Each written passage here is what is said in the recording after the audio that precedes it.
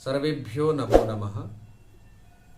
भवतां शमेषाम् आदरणीयानाम् आचार्यचराणां गुरुजनवृन्दानां काव्यामृतम् इत्यस्मिन् आमुखपटले हार्दं स्वागतम् अभिनंदनं च वर्तते। आप सभी संस्कृतनिष्ठ सुधी श्रोताओं का काव्यामृतम इस आमुख पटल पर हार्दिक स्वागत एवं अभिनंदन है। मित्रों, आज हम लोग पुनः गोस्वामी तुलसीदास प्रणीत श्री रामचरितमानस के चिंतनात्मक अध्ययन में पुनः प्रवर्तित होने जा रहे हैं। पूर्व प्रसंग में हम लोगों ने श्रवण किया था कि भगवान श्री रामचंद्र जी बाल समाज में खेल रहे हैं और महाराज दशरथ भगवान को बुला रहे हैं, आओ भोग लगाओ मेरे प्रभु जी, हे राम आओ कुछ पालो। लेकिन बाल समाज को छोड़ करके राम जी नहीं आ रहे हैं। भोजन करत बोल जब राजा, नहीं आवत तजी बाल समाजा। बाल समाज का परित्याग करके राम जी दशरथ जी के पास नहीं आ रहे हैं। भोजन करत चपल चिता, इत उत अवसर पाई। भाजी चले किलकत मुख, दधियोदन लपटाई।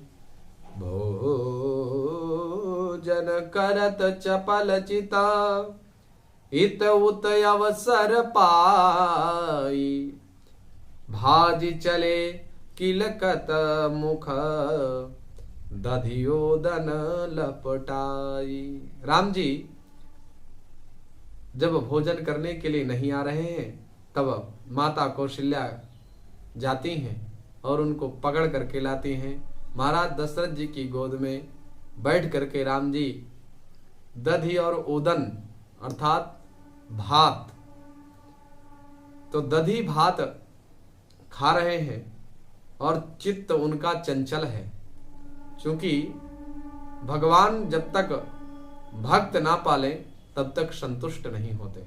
बाल समाज में जो जितने भी भक्त हैं, जो राम जी के बिना रह नहीं सकते, ऐसे जो मित्र हैं, उन मित्रों को पवाए बिना रामचंद्र जी भोजन नहीं पाना चाह रहे हैं। इस भाव से वह बाल समाज का परित्याग करके नहीं आ रहे हैं। तो भोजन करत चपल चिता, राम जी का चित्त चंचल है और बाल समाज में ही मन लगा हुआ है। इधर दशरथ जी महाराज भोजन पवा रहे हैं। इतवुत अवसर पाई, अब बीच में बैठे हैं तो इधर उधर झांक रहे हैं कि कैसे हम निकल पाएंगे यहां से। अब भाजी चले किलकत मुख, दधियोदन लपटाई। राम जी जैसे ही मौका मिला तुरंत दधियोदन मुख में लगाए हुए बाल समाज की ओर दौड़ पड़े। बाल चरित अति सरल सुहाए, सारद शेष शंभु श्रुति गाये। जिन कर मन इन्ह सन नहीं राता, जिन कर मन इन्ह सन नहीं राता। ते जन वंचित किए विधाता, ते जन वंचित किए विधाता। बाल चरित अति सरल सुहाए। श्री रामचंद्र जी की बहुत ही सरल भोली और सुंदर मनभावनी बाल लीलाओं का सारद शेष शंभु श्रुति गाए। सरस्वती जी, शेष अर्थात शेषनाग जी, शंभु अर्थात भगवान शिव जी, और श्रुति गाए, और वेदों ने प्रतिपादन किया है, गान किया है।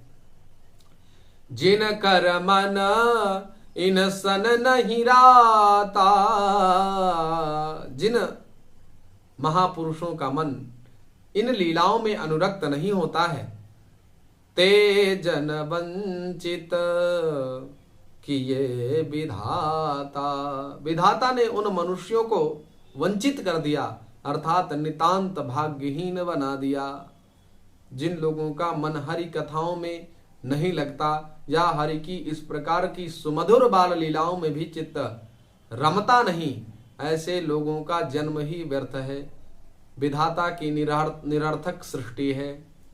भये कुमार जब ही सब भ्राता, दीन जनेऊ गुरु पितु माता, गुरु ग्रह पढ़न गए रघुराई, गुरु ग्रह गए पढ़न रघुराई, अल्प काल विद्या सब आई, अल्प काल विद्या सब आई। ज्यों ही भाई कुमारावस्था के हुए त्यों ही गुरु पिता और माता जी ने यज्ञोपवीत संस्कार कर दिया। श्री रघुनाथ जी भाइयों सहित गुरु ग्रह पढ़न, गुरु ग्रह गए पढ़न रघुराई, गुरु जी के यहाँ गुरु आश्रम में जाकर के विद्या अध्ययन के लिए कुमारावस्था में चारों भाई राम जी के साथ जाते हैं और अल्प काल विद्या सब आई, गुरु के घर में विद्या पढ़ने गए और थोड़ी ही समय में उनको सब विद्याएं आ गईं, अनायास ही प्राप्त हो गईं। ये पूर्व जन्म का संस्कार। जाकी सहज श्वास श्रुति चारी, सो हरि पढ़ यह कौतुक भारी, जाकी सहज श्वास श्रुति चारी, सो हरि पढ़ यह कौतुक भारी, विद्या विनय निपुण गुणशीला, खेलहि खेल सकल नृपलीला। चारों वेद जिनकी स्वाभाविक श्वास हैं वे भगवान पढ़ रहे हैं। सो हरि पढ़ यह कौतुक भारी, जिनकी श्वास ही वेद हैं और उन वेदों को पढ़ने के लिए हरि पढ़ रहे हैं, महान अद्भुत आश्चर्य है। विद्या विनय निपुण गुणशीला, जो विद्या में विनय में निपुण है और गुण स्वभाव जिनका अद्भुत है, ऐसे भगवान श्री रामचंद्र जी खेल ही खेल सकल नृपलीला। चारों भाई विद्या विनय गुण और शील में बड़े ही निपुण हैं और सब राजाओं की लीलाओं के ही खेल खेलते हैं। करतल बाण धनुष अति सोहा, करतल बाण धनुष अति सोहा, देखत रूप चराचर मोहा, जिन बीथिनी बिहरहि सब भाई, थकित हो ही सब लोग लुगाई, थकित हो ही सब लोग लुगाई। हाथों में बाण और धनुष बहुत शोभा प्राप्त करते हैं। देखत रूप चराचर मोहा, रूप देखते ही चराचर अर्थात चर अर्थात जो चेतन है और अचर अर्थात जो जड़ प्रकृति के हैं, तो चराचर सभी व्यामोहित हो जाते हैं। जिन बीथिन विहरहि सब भाई, जिन मार्गों से जिन गलियों से भगवान श्री रामचंद्र जी अपने चारों भाइयों के साथ विहरण करते हुए निकलते हैं, तो थकित हो ही सब लोग लोगाई। उन गलियों के सभी स्त्री पुरुष उनको देखकर स्नेह से शिथिल हो जाते हैं अथवा ठिठक कर रह जाते हैं। कौशलपुरवासी नर नारी वृद्ध रुबाल, प्राण हुते प्रिय लागत सब कहूँ राम कृपाल। कौशलपुरवासी जितने भी नर हैं, नारी हैं, वृद्ध हैं और बाल बच्चे हैं, उन सबको प्राणों से भी अत्यधिक प्रिय भगवान श्री रामचंद्र जी लगते हैं। ऐसी अद्भुत छटा, निराली छटा है, जिसका दर्शन करने मात्र से कौशलपुरवासी शिथिल पड़ जाते हैं। बंधु सखा संग ले ही बोलाई, वन मृगया नित खेल ही जाई। पावन मृग मारही जिय जानी, पावन मृग पावन मृग पावन मृग मारही जिय जानी। दिन प्रति नृपहि देखा वही आनी। श्री रामचंद्र जी भाइयों और इष्ट मित्रों के साथ नित्य प्रति वन में आखेटक क्रीड़ा करने के लिए जाते हैं और मन में पवित्र समझकर मृगों को मारते हैं और प्रतिदिन लाकर राजा दशरथ जी को दिखलाते हैं। पावन मृग मारहि जिय जानी, मन में पवित्र समझकर मृगों को मारते हैं और दिन प्रति नृपहि देखा वही आनी। लौट करके जब आते हैं शिकार करके, तो दशरथ जी को उस मृग को दिखाते हैं कि हमने देखिए मृग का शिकार किया। जे मृग राम बान के मारे, ते तनु तजि सुर लोक सिधारे। अनुज सखा संग भोजन करही, मातु पिता आज्ञा अनुसरही। जो मृग श्री राम जी के बाण से मारे जाते थे, ते तनु तजि सुरलोक सिधारे, वे शरीर छोड़ करके देवलोक को चले जाते थे। अनुज सखा संग भोजन करही, मातु पिता आज्ञा अनुसरही। श्री रामचंद्र जी अपने छोटे भाइयों और सखाओं के साथ भोजन करते हैं और माता पिता की आज्ञा का पालन करते हैं। जही विधि सुखी हो ही पुरलोगा, करही कृपा निधि सोई संजोगा। वेद पुराण सुनहि मन लागी, आप कहीं अनुजन समुझाई। जिस प्रकार से कौशलपुरवासी जन प्रसन्न हो, आनंदित हो, करहि कृपा सोई संजोगा। कृपा निधि भगवान श्री रामचंद्र जी वही संयोग लीला करते हैं जिससे अयोध्यापुरवासी आनंदित हों। वेद पुराण सुनहि मन लाई, वेदों का और पुराणों का प्रवचन बड़े मन से सुनते हैं और आप कहीं अनुजन समुझाई। और खुद जब बाल मंडली में होते हैं तब खुद वक्ता बन जाते हैं, अन्यों को श्रोता बना करके उनको समझाते हैं। प्रातः काल उठी कै रघुनाथा, मातु पिता गुरु ना वही माथा। आय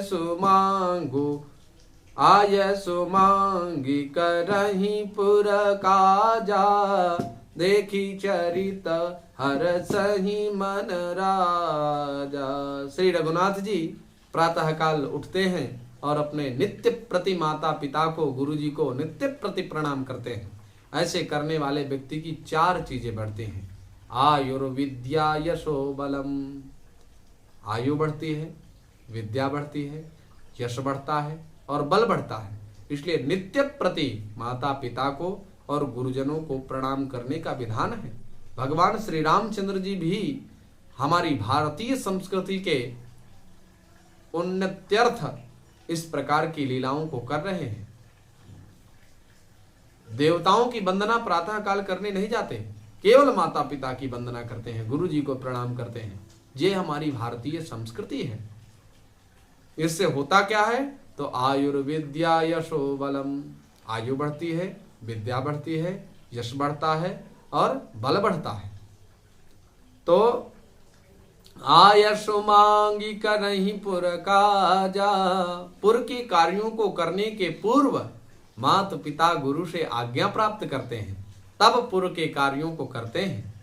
और देखी चरित हर्षहि मन राजा। इस प्रकार के मधुर सुचरित्रों को देख करके दशरथ जी मन ही मन बड़े प्रसन्न होते हैं। व्यापक अकल अनीह अज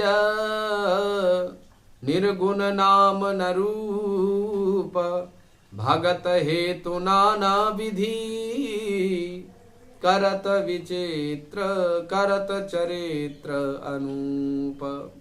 जो व्यापक अकल अर्थात निरवयव है, जिसका कोई अवयव नहीं है, स्वयं वह परमात्मा, और अनीह अर्थात जो इच्छा रहित है, और अज अर्थात जो अजन्मा है, और निर्गुण जो गुणों से परे है, और नाम न रूप तथा जिनका ना नाम है ना कोई रूप है।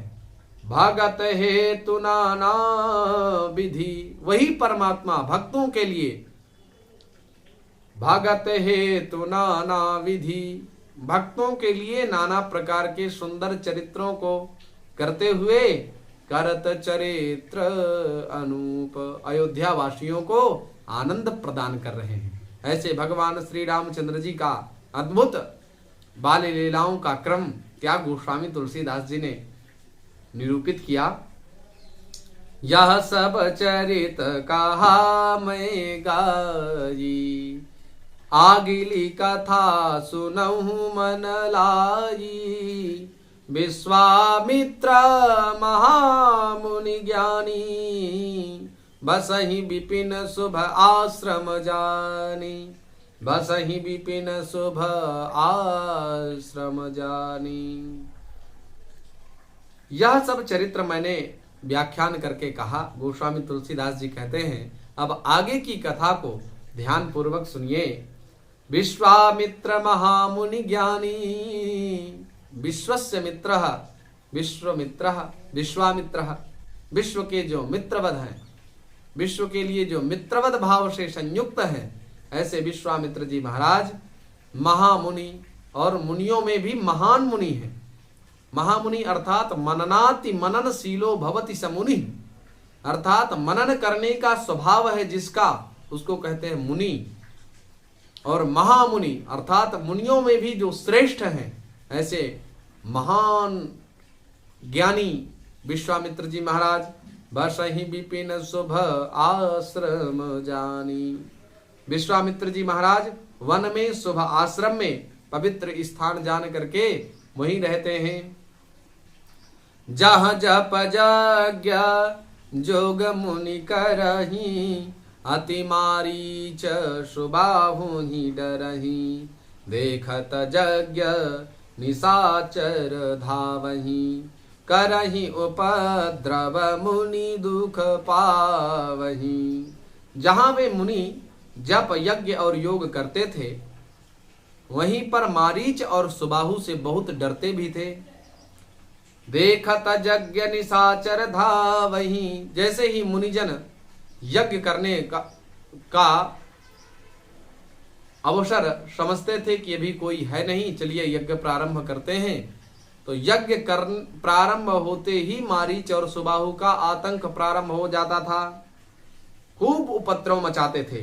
करही उपद्रव मुनि दुख पावही, इतना उपद्रव करते थे कि मुनिजन बहुत दुख पाते थे। गाधी तनय मन चिंता व्यापी, हरि बिनु मरहि न निशिचर पापी। तब मुनि बर मन कीन्ह विचारा, प्रभु अवतर्यु हरन महि भारा। प्रभु अवतर्यु हरन महि भारा। गाधी जी के जो पुत्र श्री विश्वामित्र जी महाराज हैं, उनके मन में भयंकर चिंता हुई। हरि बिनु मरहि न निशिचर पापी, ये जो निशाचर हैं, निशिचर, निशि माने रात्रि, अचर माने चरण करने वाले, घूमने वाले या भक्षण करने वाले। ऐसे निशाचर ये बिना हरि के नहीं मरेंगे। तब मुनि बर मन कीन्ह विचारा, मन में गाधी तनय जी ने विचार किया और प्रभु अवतर्यु हरन महि भारा, इस पृथ्वी के भार को कम करने के लिए, इस पृथ्वी के भार को हटाने के लिए भगवान ने अवतार लिया है। ऐसी अद्भुत चिंतन करते हुए विश्वामित्र जी ने सोचा, एहू मीशु देखूं पद जाई, कर बिनती आनौ दो भाई, ज्ञान विराग सकल गुण अयना, ज्ञान विराग सकल गुण अयना, सो प्रभु मैं देखब भरी नयना, सो प्रभु मैं देखब भरी नयना। इसी बहाने जाकर के मैं उनके चरणों का दर्शन करूंगा और कर विनती आनौ दो भाई, और विनती करके दोनों भाइयों को लेकर के आऊंगा। ज्ञान विराग सकल गुण अयना, जो ज्ञान वैराग्य और सब गुणों के धाम है, सो प्रभु मैं देखब भरी नयना, मैं उन प्रभु को नेत्र भर करके देखूंगा। बहुविधि करत मनोरथ, जात लागी नहीं बार, करि मज्जन सरऊ जल, गए भूप दरबार, गए भूप दरबार। बहुत प्रकार से मनोरथ करते हुए जाने में देर नहीं लगी। सरयू जी के जल में भव्य स्नान करने के उपरांत राजा दशरथ जी के यहाँ पर विश्वामित्र जी महाराज पधारे। तो विश्वामित्र जी के पधारने पर उनकी याचना प्रकार को हम आगे के प्रसंग में श्रवण करेंगे। पुनः आप सभी लोगों का हार्दिक स्वागत अभिनंदन वंदन करते हुए वाणी को विराम। धन्यवाद, नमस्कार।